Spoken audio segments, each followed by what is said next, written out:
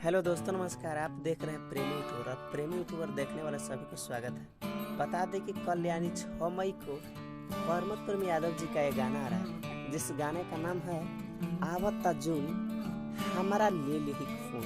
जी, इस गाने की राइटर हैं कृष्णा बेदर्दी जी और म्यूजिक डायरेक्टर पुनीत बिहारी जी।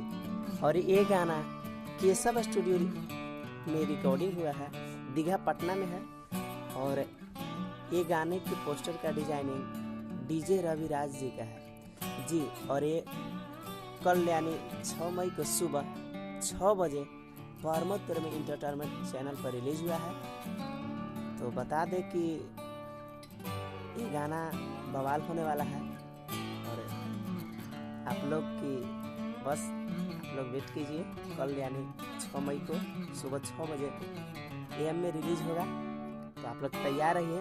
बवाल मचाने वाला गाना है और बता दें कि ये दर्द भरा भी है जी। और मिलते हैं किसी खास न्यूज़ अपडेट के साथ, तब तक के लिए जय हिंद, जय भोजपुरी।